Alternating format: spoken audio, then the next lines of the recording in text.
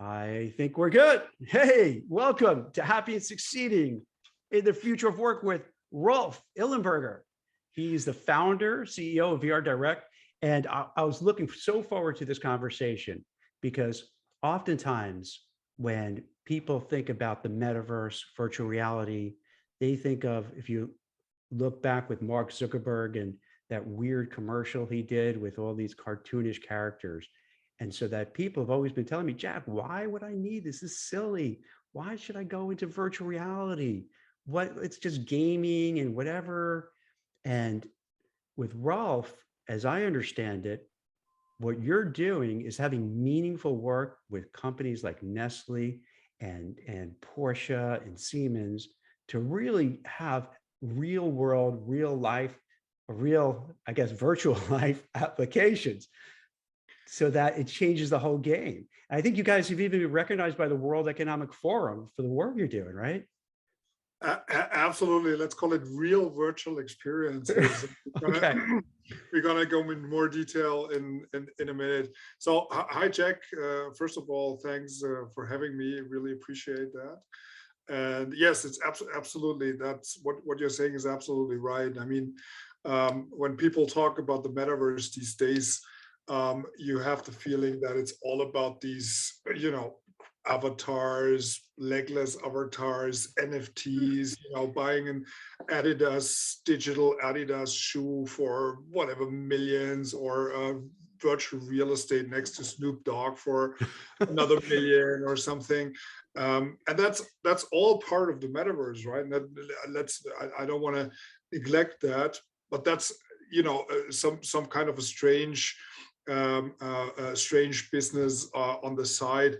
What we are doing at VRdirect is real tangible business with big enterprises that are using virtual reality, or let's call it metaverse technologies, more or less in their daily operations, with a lot of very practical use cases. And you're also right, we've just been recognized by the World Economic Forum as a key player in what they call the Metaverse Forum, which is a group within the World Economic Forum that has the task and the objective to come up with rules and basic economics and some kind of a guidelines and groundwork for how life and business should be organized in the future metaverse. So that's a big honor. Now, how does it work? So what are some examples of kind of real virtual real life applications? For instance, like safety training, I imagine, Yes. onboarding of new people to a company. Absolutely. So virtual reality, the sweet spot for virtual reality applications at enterprises, and I'm talking about B2B business now. So the sweet spot about VR at enterprises is where you have repetitive content. Safety training is a very good example. Onboardings to a job is another good example. Customer service processes, sales processes. So whenever you have some kind of a piece of content or a process that is going to be demonstrated to someone again and again, it's shown this week, it's shown next week, and shown the week thereafter. Whenever it gets too individual, too specific, it's still a tricky thing for VR because it's typically not a bi-directional medium at this point in time. But what it's really perfect for is pre-recorded content that you will show to a new audience over and over again.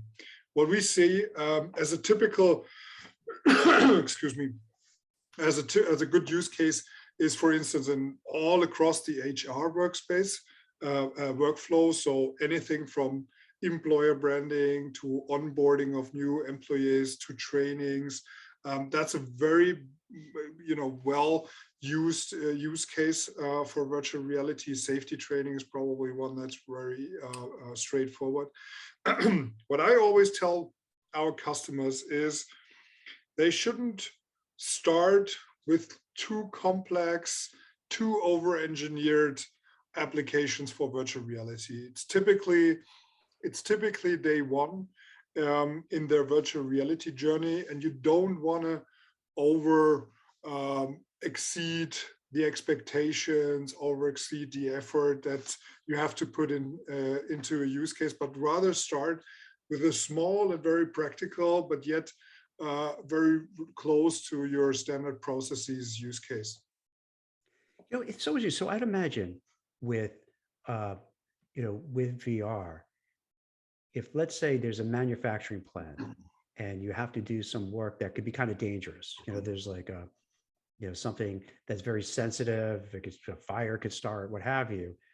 If you could have in VR kind of put together a model of what it looks like, practice diffusing whatever it may be, and then before someone comes in there in person, they know what to look for, what to do, and it cuts down on any potential hazard. Is that kind of an example, sort of like what could happen? Absolutely. Let's take a minute to step back and look at virtual reality as a technology. What makes virtual reality unique in the first place? The unique strength of virtual reality, what compares this technology from any other form of conveying information to a human being, is the immersiveness, what the science and also the experts in that field call immersiveness. Immersiveness means the ability to take a human brain into some kind of an environment in a form that this human brain thinks it's actually experiencing what it's seeing, right? Although what it's seeing is a virtual reality. So just take an easy example. If you put a VR headset onto someone's head and you show him a beach and probably even put speakers on his ears and have the sound of the beach, the brain will think, I am at a beach right now. And it will also recollect and remember that moment as being at the beach. Although we know this human being was sitting in his living room or in his office or wherever, but the brain in this very moment in time thinks I was at a beach. So this is the unique strength of this technology. This means for people who want to bring across information, be it for training purposes or be it for sales or marketing purposes, that's a enormous power that's within this technology. So if you're a safety, if you're a guy being responsible for safety at a big enterprise, you want to make sure that the people who go through that training actually remember what to do if the fire breaks out, right? That's exactly your job. Have people understand what they shall do when the fire breaks out. So the strength of VR in terms of immersiveness, in terms of having your brain think you're actually experiencing this very situation, is what the training guy wants, because he wants your brain to remember that situation. Probably 3 months later, probably 3 years later, I don't know, hopefully never, but if if at some time you're in that safety situation, the training guy wants your brain to exactly remember what you have been trained in that very situation. And the unique power of virtual reality increases the likelihood that your brain remembers what to do in that situation as compared to other forms of conveying that information. You could show people a video of what to do. You could give people a PDF, a handout, whatever. You could put a poster on the wall that explains the safety instructions. But the chance that 3 months later, a year later, 3 years later, someone who has just seen a poster on the wall remembers how to act if the fire breaks out is way less than if he has experienced that situation in a VR setup. By the way, that's obviously the same also if you want to sell something to someone. If you want to sell a car and you have the person who you want to sell the car to experience the car in a virtual reality headset, it stays within its brain in a totally different way than if you would just see let's say a TV commercial on the classical TV screen. So that's the unique strength of this technology that is being applied in training scenarios, but basically all across. And people seem to not have fully understood this unique power of this technology. That's what differentiates VR from, let's say, watching TV. Right? Watching TV is lean back.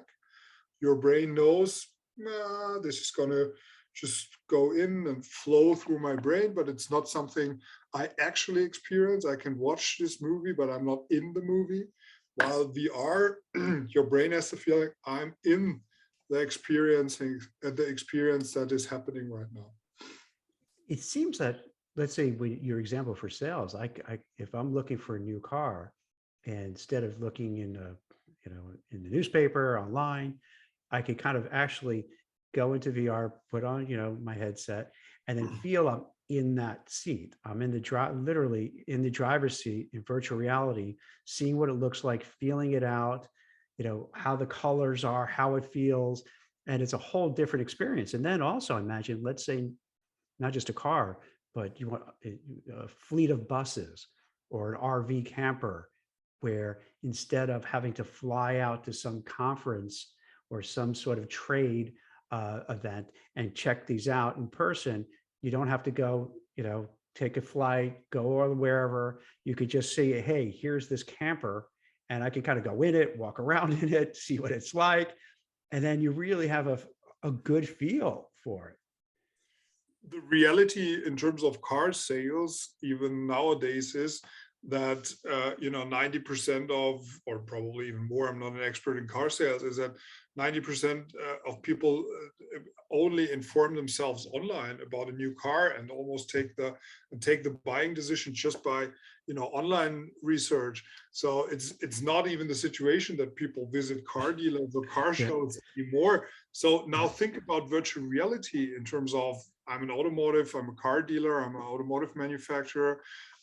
With VR, I can, let's say, maybe again, provide some kind of an emotionalized experience to my prospects, to my potential buyer, by offering a virtual reality experience to just like you said, to experience the car in a much better way than just looking at the YouTube video of the latest review.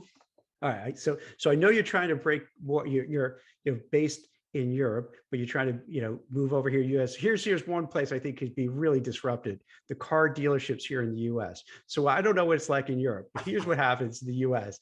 You go in there and you get this really bad salesperson like following you around. It's really uncomfortable and awkward. And then they're like, "Can I help you?" "No, I'm okay. I just want to look." And he comes by breathing down your neck again.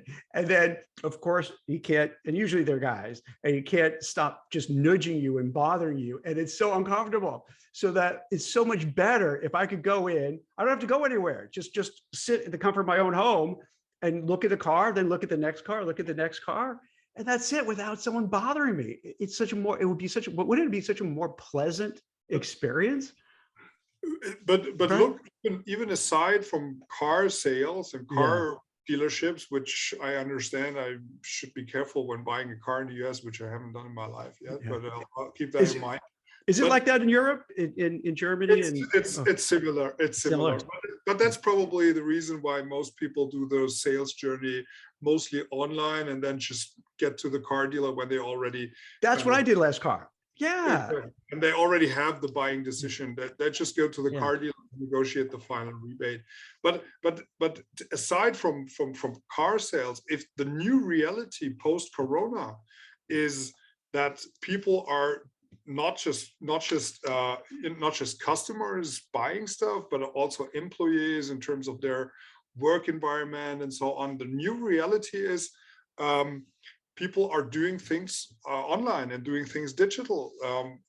Employees are, staying in the home office. Customers are doing the sales journey online. So you'll have to find new ways of interacting with your stakeholders, be it internal employees, be it external on the customer side, and to bring across, emotions, experiences. And there's no better way to do that than with virtual reality. Of course, you can do that also in the 2D video. But really bringing across emotions and having people experience something is something that virtual reality can do much better than any other technology or medium. Could this work out? Because this is kind of mind blowing. So let's say in a hospital, before you do some surgery, be able to kind of model out, let's say, I don't know, you're going to take out a gallbladder, whatever, right? And you can model it out before you do it. Because let's say the person has some other issues and you have to be really careful, because if you kind of snip out the wrong thing, everything is terrible. So wouldn't that be a great use case of it, to practice on that first? So then when you go in and actually do the surgery, you know where to go, where the issues are, what to avoid. Is that something that goes on? Absolutely. I mean, if we're talking about training surgeons, that's Yeah. probably a very special thing where you want to be 100%, if not 1,000% sure this guy knows what he's doing. So you probably want more part of its training than just VR. But VR in general and VR training is an absolutely straightforward use case. I mean, being able to experience something, a process, a manual thing before you actually do it in real life in a virtual environment makes absolute sense. We have one of our customers is a power supply company here in Europe, one of the biggest energy companies in Europe. And the training executive once told me of a funny saying, or it's not so funny, but a saying that they have which is, your first mistake is the last mistake when you're dealing with high voltage, right? So he's very cautious about his trainees, because your first mistake is the last mistake. So he's using virtual reality exactly because of that. The trainees in this energy company have to undergo their safety trainings, and they have dozens of safety trainings, right? In an energy company in Europe, I don't know, these young trainees that are being trained there probably have to learn 100 plus different safety instructions, and they're going through these safety instructions in VR over and over again until their brain is like, it's formatted into their brain that once they are in a real life situation, in a real life high voltage environment, their brain is already so focused and so experienced on that very situation that the chance of something bad happening is minimized in that situation. And that's the same thing for almost all kinds of trainings. The nice thing about a VR training setup is you first have the immersiveness that we already talked about. Second, you have full focus on the situation, right? The trainee is not looking at his smartphone. He's not doing anything else. He's wearing this VR headset, so you have his full attention on the actual training subject, and that really increases the result of the training efforts. Yeah, I love that idea, because picture, have Homer Simpson at a nuclear plant, creating all sorts of havoc, but instead you have a young Homer Simpson in the early days going on VR, learning everything the right way so it doesn't create a nuclear meltdown. Because it just seems like, so when you explain it, it's just so much common sense. Like, why would you put somebody in a situation where the risks are asymmetrical? Like, the risks are so huge if you do something wrong. Like you said, you can make one mistake, you get electrocuted, or you burn down the whole building. So yeah, why wouldn't you just practice in virtual reality until, same thing with do you also do this? Like, what about a plane, or even trying to learn how to drive a car, or all these other things that could be potentially dangerous at first? Get that done right away in VR. There's pretty much every example that you name is already existent on our platform. So we have car instructions or driving instructions for garbage drivers and logistics and freight transport thing, and so we have all these examples on our platform. You got to see the technology we're talking about is not it wasn't in a state that you could actually roll it out in a large scale setup for much too long, right? We're talking about the technology being ready for that probably since half a year or something. So it's still very, very early days, and we can talk about the what that means for the industry and how this will affect industries in a minute. But that's a very new, very innovative technology, and a lot of enterprises are just starting to explore the opportunities for them specifically with this new technology. But I totally agree. It's going to be a common thing in no time for a lot of use cases. You know, Rolf, I think a lot of people, myself included, is that you hear virtual reality, augmented reality, and the metaverse, and then maybe other terms as well. Can you maybe explain to people like what because it kind of blends. I think people use it interchangeably. How would you explain it?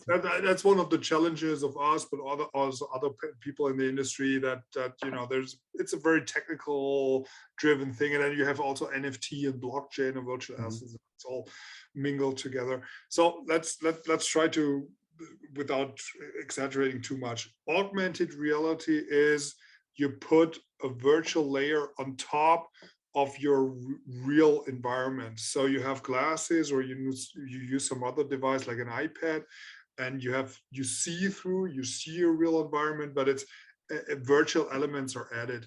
You want to use this technology if you have directions of where to go. If you want to navigate to the next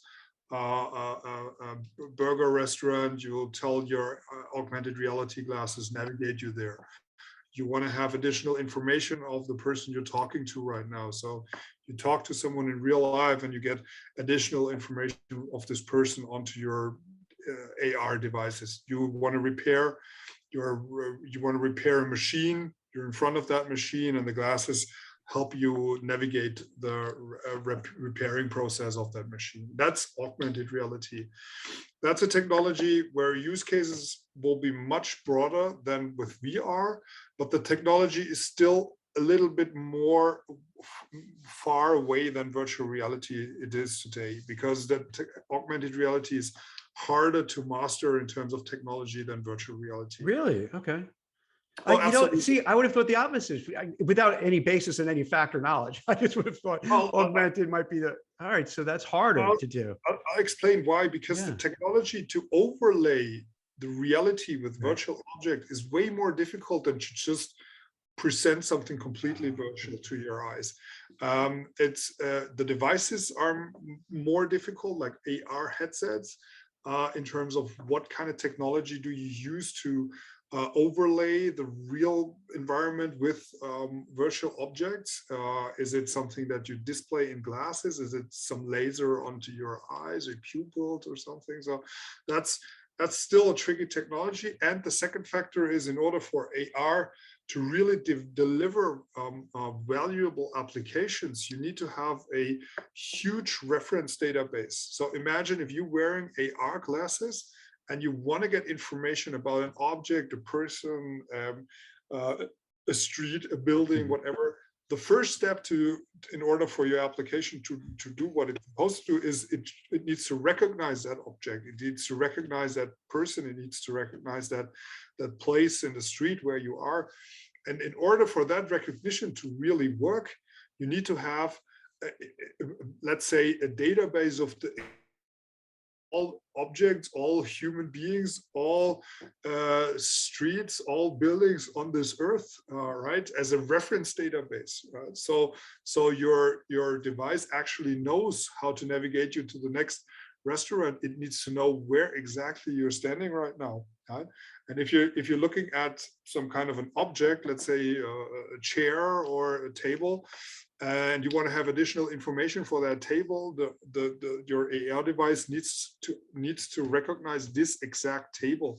So that's why AR is a technology where only the really big tech companies, we're talking about Meta, Google, Apple, they are the ones that will run these reference databases, and they're actually already working on this. The term for that is point clouds.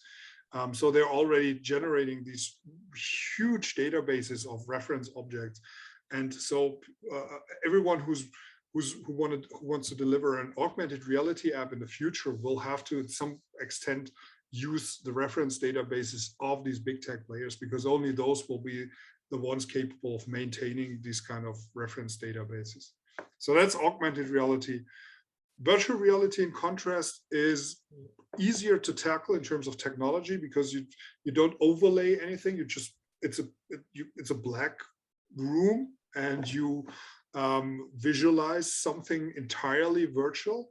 And these are the virtual reality headsets that basically every one of us knows. And this technology is at the point, probably since, I would say, since the release of the Oculus Quest 2, as it was called by the time. Now it's called Meta Quest 2, but this was probably the starting point of something like, let's say, a mass market readiness of virtual reality. And that's also why we see, especially enterprises, starting to roll out primarily virtual reality these days, because it's at a point that you can roll it out. And now talking about metaverse, the metaverse is a concept, and it's really important to understand that there is not the one definition of the metaverse. It's an idea, it's a vision, it's a concept. And at this point in time, basically everyone talking about the metaverse has a bit different understanding of what the metaverse will be. What's clear is the metaverse will be a virtual environment that will probably be some kind of an overlay to our physical world as we know it. It'll be technology accompanying you across the entire day. It'll be the metaverse will be made up of a combination of different technologies. So AR and VR are certainly key technologies for the metaverse, but not at all the only technologies. So VR is a big element of the metaverse, but metaverse is way more than just the VR technology. Metaverse will also be you wearing your earplugs, and the earplugs will be navigating you to the next burger restaurant. Right? You don't necessarily have to wear AR glasses to be navigated somewhere. It can well be your earplugs that will navigate you, but you're still in this very moment experiencing the metaverse, because it will be a digital input, although it's just like an audio input into your ear, but it'll be connected with the real environment that you're in right now. And then the metaverse is going to, as a concept, will be something that's that's so big that it has the power to replace to be like a new technology era, so to say, and replace the smartphone era that we all know. So you think that's going to happen, where eventually this will replace smartphones and other? Well, where do you see it going, actually? Like, if 5-10 years from now, do you have any sense of like where we're going to be? That's very difficult to say. Yeah. But what historically, what you can say historically is humans underestimate the pace of technology development, right? So exponential growth is something our human brain is very hard to understand, right? We understand, our human brain understands linear growth, but not exponential growth. So, and technology, especially if you look at the amount of investment that's pouring into metaverse technology these days, we will certainly see a hyper exponential development curve, meaning the devices will improve extremely fast performance-wise. The form factor will be much smaller and smaller. So the whole technology will improve with a great speed. So 10 years is a long time. I mean, you try to imagine the smartphone era actually just started 2007, 2008. So it's not even 15 years that we're living in the smartphone era, and it feels like we've always been there. We've always been there, right? But you and I know a time where you didn't even have mobile phones at all, right? I had a rotary phone to date me. Yeah. I had one of those, rotary So, phones. so I think development can go really fast. I look at it from a different perspective. What is the smartphone today? The smartphone is a processor, it's a display that we're carrying in our pocket, right? So the processor we have to carry with us because the bandwidth of our networks and the capacity of our networks is not yet high enough to provide the processing power in the cloud, but that will change. Soon we will be able to have more or less the processing power that your smartphone has in the cloud, so you don't need to carry around a processor. The other thing is a display. A display is something that shows you information. You look at the display with your eyes, it gives you information. If you can replace the input and output of this information with other devices, be it glasses, be it contact lenses, be it some kind of sensors that project something on your eyes, be it earplugs, there's no need to look at the display that you carry in your pocket. Or if the information is right at the wall next to you, what's the point of taking out a display on your pocket? So I think I know it's hard to imagine that mankind will probably let go of the beloved smartphone at some point in time, but I think the functions that a smartphone has today will gradually be replaced by other input-output devices, visual devices, audio devices, maybe even contextual, maybe technology is talking to you or whatever that is. And gradually we will move away from what's the services that are covered by the smartphone today, and this will be replaced by other technologies, and this will be the metaverse that will be all around us all day long. Do you think once the technology keeps getting better and it grows exponentially, as you mentioned, that people will maybe work and spend all day in the metaverse or live in the metaverse? Because it might, when you talk about being on a beach, let's say, it might be a better, if let's say you live in New Jersey where I am right now, and it's been, instead of a spring, it's been cold and rainy and nasty. I wouldn't mind being in a nice, if I'm not going to be able to travel, to maybe spend my day working in a nice beach setting and with sunlight, artificial sunlight, just to change your mood. Absolutely. A lot of people ask exactly that question. Will we be living in this? I think that's some kind of a very dystopian also way of looking at it. I don't think that we will be. I think the metaverse will be around us all day long, but it doesn't mean we're exclusively living in the metaverse. Not even to say we're living. People are spending the whole day in virtual reality. There will be people who do that, right? We have to always understand that the two of us talking to each other, we were in the lucky situation to be born and have the the luck to live in the US or in Germany.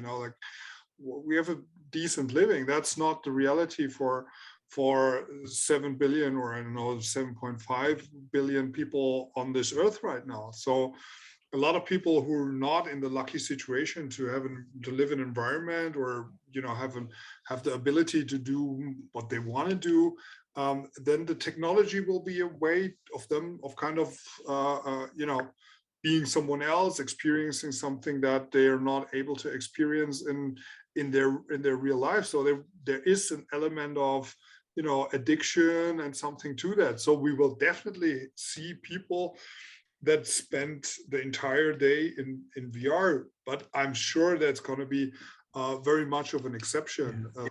Humans are social beings, and we want to live with families and friends and all that.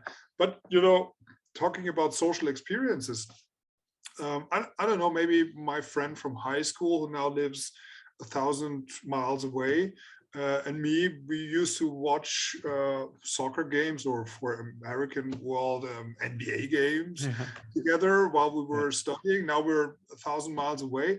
why not watch the NBA game together with him in VR? You know, Right. we're both sitting at home. We're all wearing VR headset. He's sitting next to me like we did in university.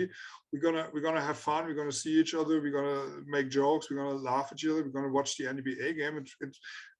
Of course, he's not sitting next to me, but it'll be a time of enjoyment, spending time with him, doing something we used to do, although we're not together. And then I'm going to put it off and have dinner with my wife and my kids, right? So so I think we have to give the technology the chance to prove that it can actually improve our lives and improve and be a positive improvement in our daily life, instead of replacing what we think is good by something that is less desirable. We're in some sort of type of virtual reality, in the sense of you wake up in the morning, first thing you do is you get your smartphone, you check and see the news, the weather, whatever you're looking for. You go to work and you log onto your computer, you're on the computer all day long. And if you think about it, in a way, we are kind of attached to it. So it's not so far-fetched. No, absolutely. Because we kind of do live in an alternative, we're spending so much time in front of computers, laptops, iPhones. So it's not such an unrealistic thing to say, okay, we're just now going to do it, but a little bit more immersive. Exactly. And if you talk about enterprise of the B2B world, where we started this conversation, that they are actually understanding that now and already starting to implement VR applications or metaverse applications, all across the organization. And they're probably a bit earlier than the B2C life, because in a B2B environment, you can control and manage the whole adoption of a new technology in a much better way than in a B2C consumer environment. And are there any new updates that you guys are working on? Anything, any recent developments? I know you're kind of coming here into US to try to kind of make inroads. So the basic idea, or the basic vision of VRdirect is to make it as easy as possible for content creators to create content for VR or the metaverse, if you want. So right now we're primarily focusing on enterprise customers and help them take, let's say, the first steps into what will become the metaverse. So our platform essentially solves two key challenges that enterprises have when it comes to get started with the metaverse. One is how to create content, and the other one is how to distribute content in a market environment that's very fragmented, and you have a number of relevant ecosystems, and that's kind of solved with our software solution. The one part is a creation tool that's similar to PowerPoint, and the other part is a very, very flexible distribution platform that lets you, distribute your content to Oculus Quest headsets, Pico Neo 3 headsets, or HTC Vive headsets, also to legacy headsets like browser and iOS and Android platforms. So that's the core of what we do in our at VRdirect. And now we have a very big update ahead of us. So in about 4 to 5 weeks time, we will release our entirely new and updated software version, which will be our third big release. Is what we call the VRX Studio 3, also the Web Studio, which is a web-based solution of our platform. And it will be even more attuned to the needs of our enterprise customers. So we have worked a lot with our customers, you named, like Siemens and Nestlé and Henkel and Deutsche Telekom. So we really have the experience and the lucky situation of being able to work with some of the biggest organizations around the globe in their daily virtual reality project delivery. And we've listened to them and we've improved our platform. So we have a much bigger focus on collaboration features, meaning you work together with your colleagues on a specific project. You can share your project much easier inside your organization. We have improved security and data protection because that's a huge topic for all enterprises across the globe. We will be way more flexible in terms of content that you can use on our platform. So we will open up for 3D models and 3D objects that you can import very easily and then modify with the platform.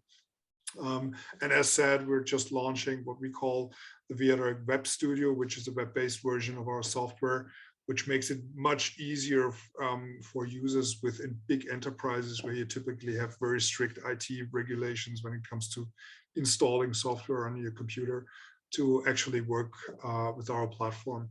So that's really, really big updates. And I think we're with these updates, we're making sure that we're staying ahead of the market and the industry peers here and follow the development of the hardware, the pace of the hardware development.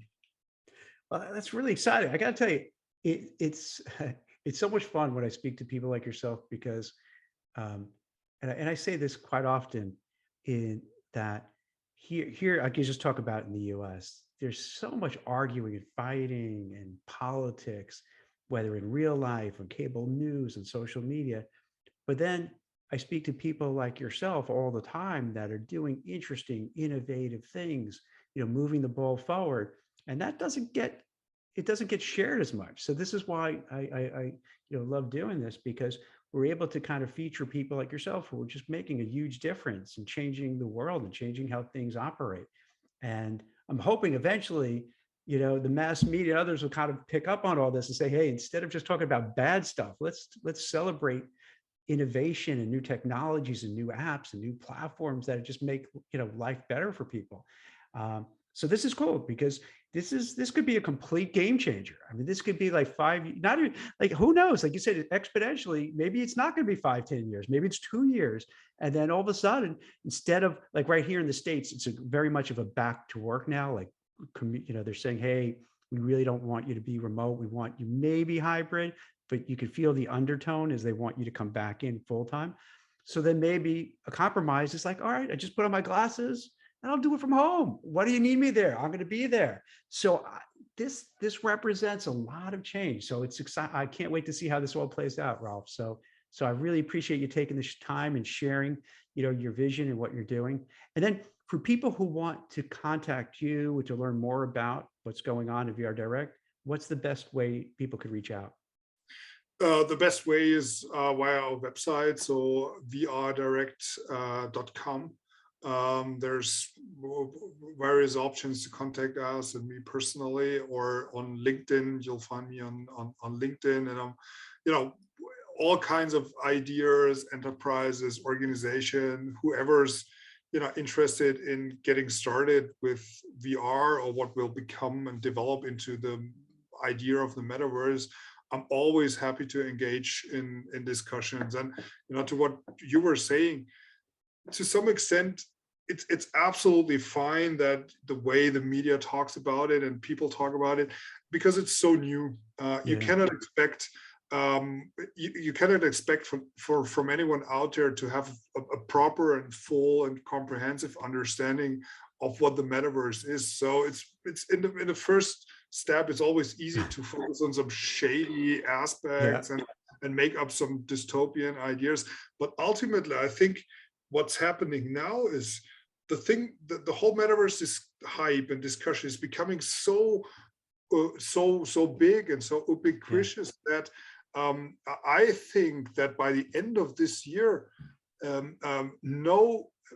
especially no executive in a larger organization can afford to not have an opinion about the metaverse, right? If you're a training executive, if you're an HR person, if you're a marketing person, you have to have an opinion what the metaverse means for you in the future.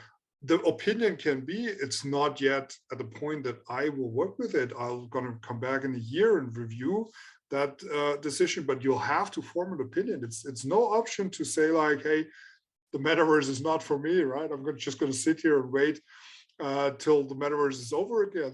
That's certainly not an option by the end of this year. So and we understand that for most enterprises, as for anyone else, it's day zero or day one in their metaverse journey, right? So we're always happy to engage in any kind of conversations, discussions. We do a lot of consulting, we do a lot of support of big enterprises when it comes to understanding the metaverse, defining reasonable use cases, taking hardware decisions, and then ultimately get started with the first metaverse projects within the organization. That's great. And to your point too, think about just in modern history, you went from, like we talked about before, the rotary phone or the button phone, and to a more updated phone to the smartphone. And then along the way, it's like, why do we need that? We don't need a smartphone. Who needs this stuff? And all of a sudden, everyone has it. And you could do that with everything. The internet, when it first started, people were like, why the internet? I have the newspaper, I have the magazine. Why do I need the internet? And on and on. Cryptocurrency, that's ridiculous. No one's going to buy cryptocurrencies. Here we are. Cryptocurrency is a multi-trillion-dollar industry now. So it does seem like it starts out where people are like, nah, we don't need it. To all of a sudden, over time. The funny, interesting fact about this is, now that we have, I don't know, 70, 80, probably 100 years of advanced technology development, it has always been the way you just outlined it.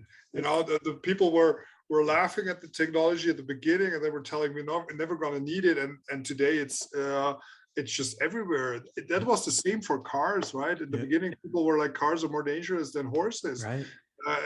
So it's the same thing. And in 10 years from now, even in 2 years from now, if we come back in this situation and talk, we would be surprised about how ubiquitous VR headsets will be. I mean, my gut feeling is, as soon as we have an Apple VR headset out there, that's it. You're going to see the cool kids in your town sitting in the public transportation or wherever in public spaces wearing the Apple headset, because suddenly it's not nerdy anymore. It's going to be a cool thing. And once I agree with you. Once you get it down, because those big glasses, and I wear glasses, so you have to wear the glasses, and I have progressives, so it's like kind of awkward. But once I think you have it kind of a cool, thinner glasses, then that's it. I think that's the holy grail of it. Then it's like super easy, super comfortable, and there's why, and then it's like almost, why not? Let me do it. This is easy. And we're waiting for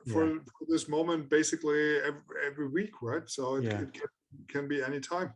Amazing. So this is great. So thank you. I really appreciate you taking the time and discussing, because like we said at the beginning of the conversation, I think a lot of people just really don't understand, or they have a misconception, or they're not sure, or they have that, this is nothing. And then when they hear someone like yourself walk it through the use cases and how it works and why it's important, then the light bulb goes on. I go, oh yeah, this makes sense. So this is fantastic. It's really great that you're able to introduce it, and hopefully I like to see more of the stuff you're doing here in the US, which is cool, because you have